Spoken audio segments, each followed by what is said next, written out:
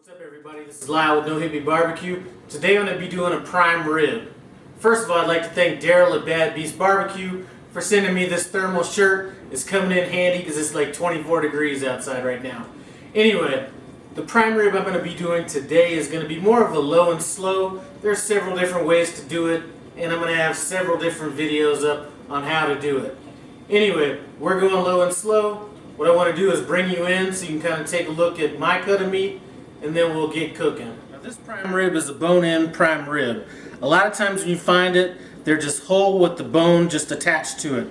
The way this was butchered from the butcher shop, they actually separated the rib from the rest of it without cutting it all the way off. I thought that was great. Anyway, it does have this little extra flap right here, and I'm going to go ahead and just cut this flap off. And I am going to use this for part of our jus later on. So that's what we're doing with that. Anyway, I've had this resting overnight, so we're just at about room temperature. This is going to have a chance to sit for a couple hours before I get it on. I don't think there's a need to marinate it overnight or have your seasoning in it overnight. It just doesn't seem to matter. I've tried it, doesn't seem to matter. What I'm using is, my base is going to be butter. I have a seasoning from Spadell Ranch. It's just a beef seasoning mainly used for brisket. Salt and pepper would just be fine on it, but I have so many seasoning blends that I need to start going through this stuff anyway. So season it however you want it. I'm going to go ahead and add some of my seasoning to this butter, and you don't have to worry about over seasoning it. This is a big cut of meat. So I got that in my butter. Now I'm going to go ahead and this is a blend of rosemary, thyme, and oregano. I'm going to go ahead and add that in. And like I said, we can go liberal on this. I'm going to mix this in real good.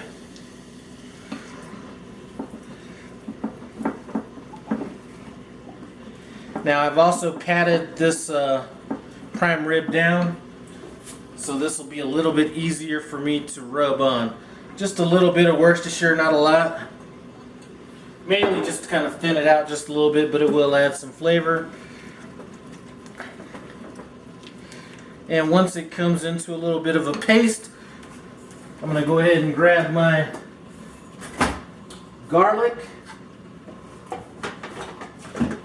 And what this is some roasted garlic.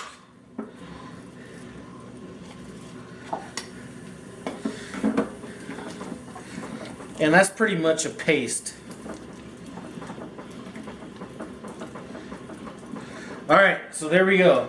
Here is the paste we're working with. Now we're just going to kind of rub it on the rib. You know, I'm going to start on the bottom side first.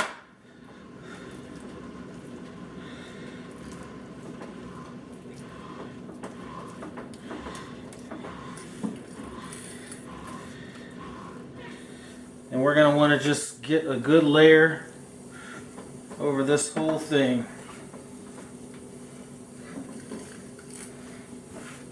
And I'm going a little bit faster than I normally would just for video purposes.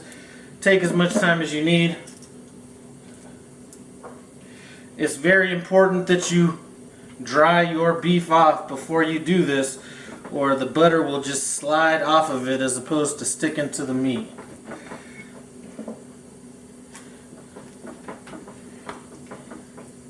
Now, one of the other versions of prime rib is a high heat prime rib. I like that method as well.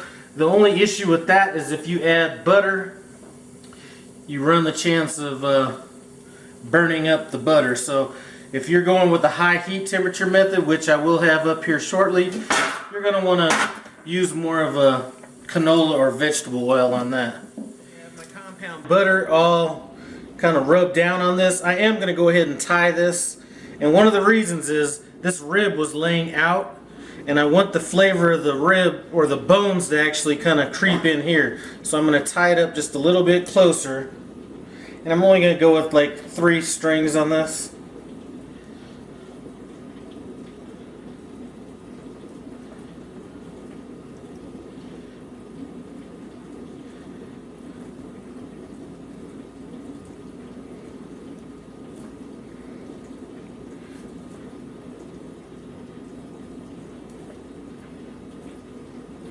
Alright, so there we go on that. Now I'm just going to go ahead and cut the strings off a little bit so they're not dangling down. That's how we're rolling on it, okay? Now, what we're going to do is we are going to go ahead and add a little bit of coarse brown or coarse black pepper to it. And I'm going to do this whole thing. I just don't want you sitting here while I'm doing this. And we're going to go ahead and add some of that other seasoning that I used before, the oregano, thyme, and basil. So there we go. I'm going to go ahead and finish getting this up, and then we're going to be into the oven. Before we go in the oven, I'm going to go in the oven at 235 until I hit an internal temperature of 135. I personally would typically go to 125, but a lot of people that are going to be eating don't like it as rare as I do, so you should be fine as long as you take it anywhere between 125 and 140-ish. Anything past that, you're going to be kind of into the medium category, and at that point, why buy a prime rib?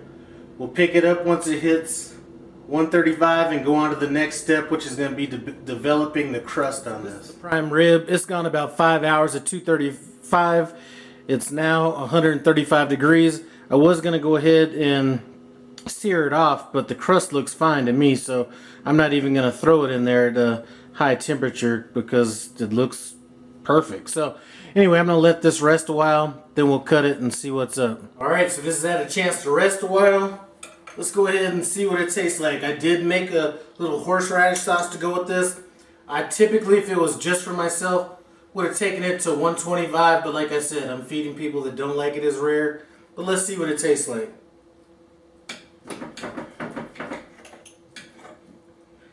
Alright, let's go ahead and dip it in this horseradish sauce.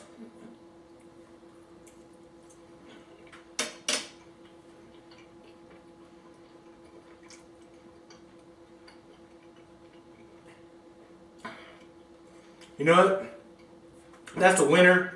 I really can't tell the difference between it being at maybe a little bit between it being at 125 and at 135, but you don't see the blood seeping out of it like you would at 125. But man, this tastes good. And this horseradish sauce, I'm gonna have a video on this as well. You got to check that out.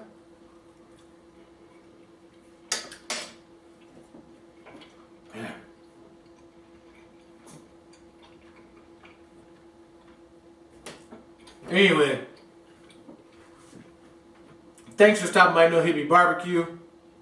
Comment, subscribe, and I'm out.